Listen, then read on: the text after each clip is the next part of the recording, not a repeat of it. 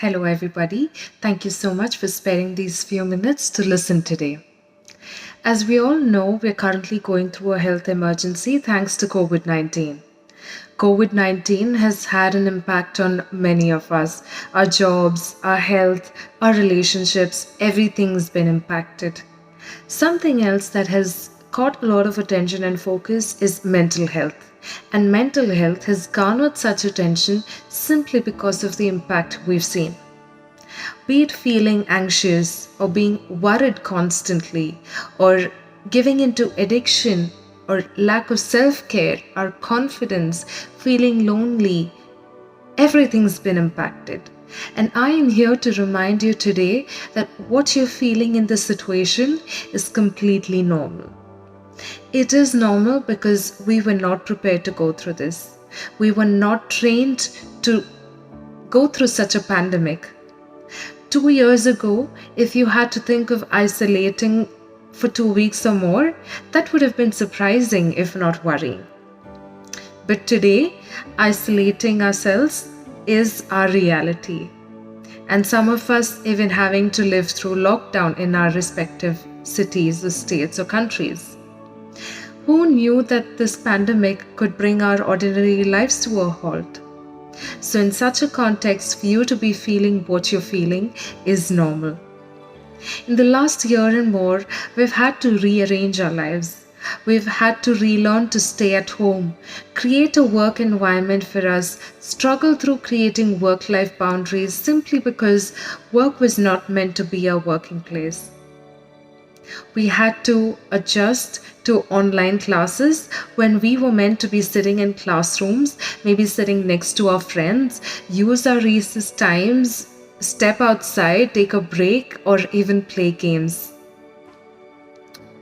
Now, when we look back in time, even those few moments of sitting in traffic, okay, maybe not the traffic, but everything that we experienced around us seemed so precious.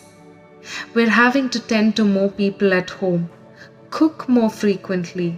Some of us have had to shut our businesses, stay at home without the certainty of returning back.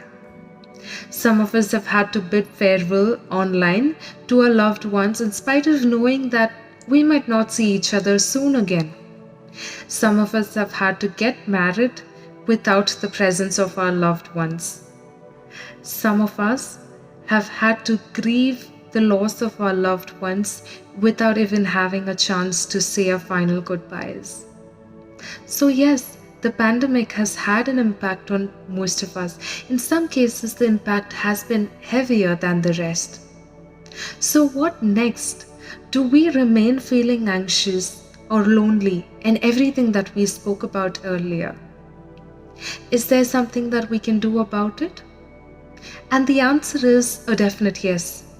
We can definitely do something about the feelings, our emotions, and the experience that or how we cope through this health emergency. The fact remains that all of us still worry or fear the pandemic.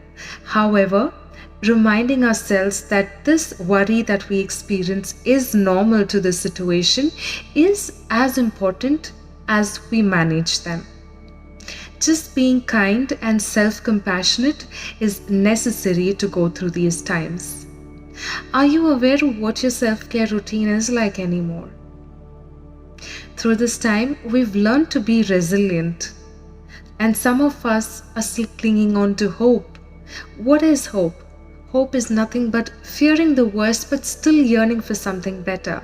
And that's how we've been living so far. But remember, you don't have to do this alone. Help is available. Everyone around you is going through similar feelings or similar experiences.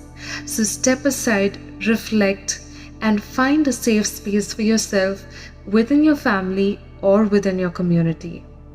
And we are here to help you and help you understand the nuances of how you can cope through this time.